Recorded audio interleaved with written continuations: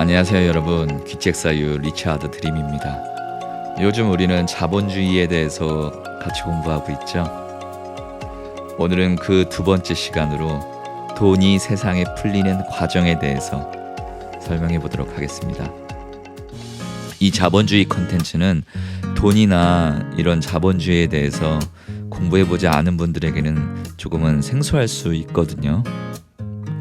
5분씩으로 제가 짧게 잘라놨으니까요.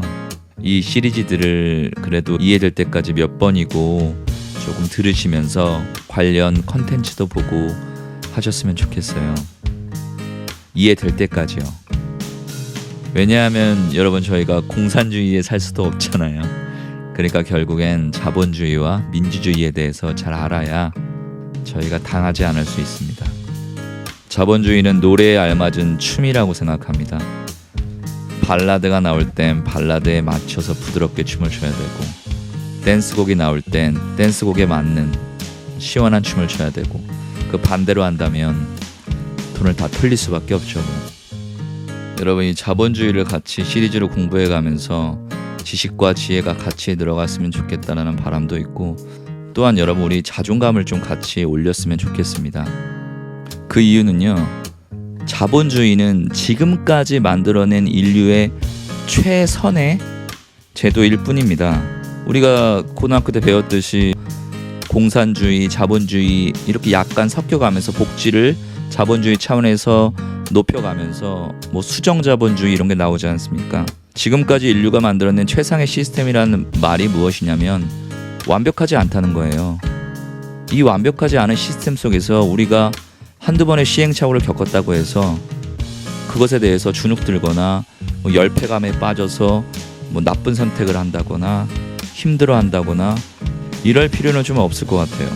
어차피 모순이 많은 시스템이에요. 공산주의보다 훨씬 좋은 장점과 효율성을 갖고 있을 뿐이지 완벽한 시스템이 아니란 말입니다. 완벽한 시스템이 아닌 모순이 많은 시스템에서 한두 번 시행착오를 겪었다고 해서 우리가 주눅들을 필요는 없다고 생각합니다.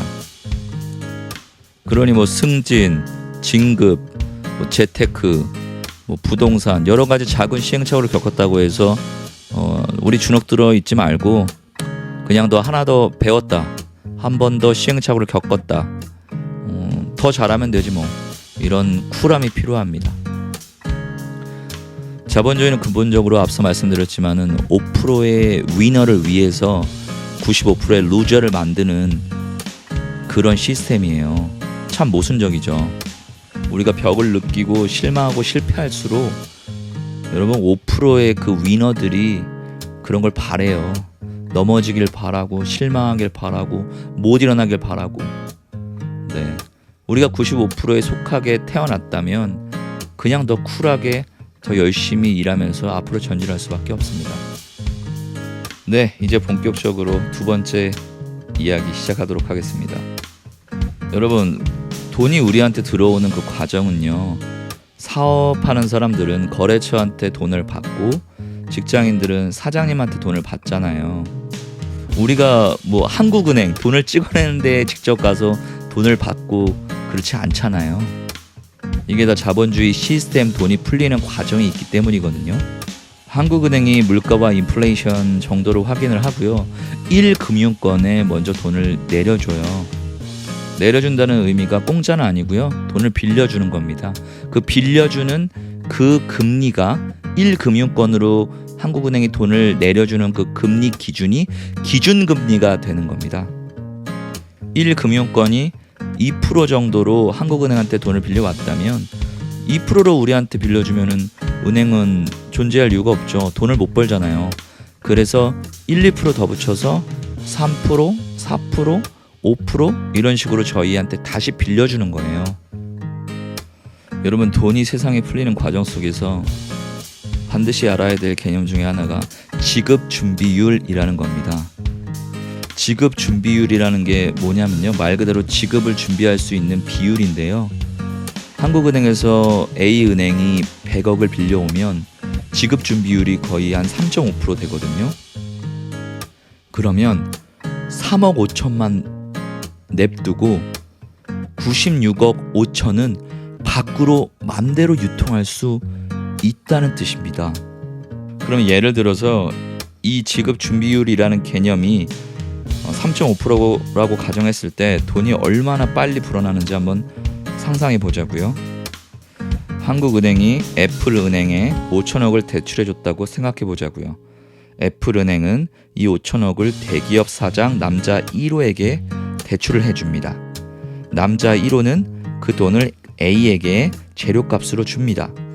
A는 그중 5% 정도인 250억 원을 회사 금고에 현찰로 넣어두고 쓰기로 하고 나머지 4,750억을 오렌지은행에 입금한다고 가정해 보겠습니다. A의 오렌지은행 계좌에 입금된 돈 중에서 3.5%인 166억 3천만 원을 지급준비금으로 떼어놓고 오렌지은행은 나머지 금액 4,583억 8천만 원을 남자 2호에게 대출해줍니다. 남자 2호는 역시 B에게 대금을 지불하고 B는 5% 정도인 229억 2천만 원만 금고에 남겨두고 나머지 4,354억 6천만 원을 바나나 은행에 예치합니다. 이런 식으로 대출할 수 있을 때까지 지급 준비율만 냅두고 대출을 한다면 한국은행이 애플은행한테 처음에 지급한 5천억이 6조 60억 원이 됩니다.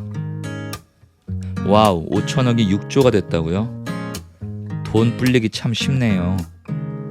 어떻게 은행이 3%가량만 갖고 있고 돈을 마구잡이로 뿌릴 수 있을까요? 왜냐하면 여러분 우리 통장에 그리고 어플에 찍혀있는 그 사이버상의 숫자만 있으면 나갔다 들어왔다만 증빙할 수 있으면 문제가 안 된다는 거죠. 지급준비율이 왜 또 가능하냐면요, 사람들이 은행에 진짜 돈이 없이 막 마구잡이로 빌려줘도 이 사람들이 한꺼번에 돈을 찾지 않을 거라는, 있지도 않은 돈을 찾으러 가지 않을 것이라는 그런 믿음이 존재하기 때문에 지급준비율이라는 제도가 가능한 겁니다. 어쩌면 이런 비상식간 한꺼번에 돈을 찾지 않을 거라는 믿음 위에 이 지급준비율과 자본주의가 성을 쌓았는데 이것이 무너질 때가 어떨 때일까요? 사람들이 예상 밖으로 돈을 다 찾으러 가는 그 순간이겠죠. 이것을 우리는 뭐라고 할까요? 뱅크런이라고 합니다. 들어보셨죠? 한 번쯤. 돈을 찾으러 뱅크로 런, 뛰어간다. 한꺼번에 다 찾아가면 은행은 파산합니다. 1금융권도 예외가 아닙니다. 그런 가능성 때문에 국가에서는 예금 보호 금액을 정해놓은 겁니다. 5천만 원인가요? 아마 그럴 거예요.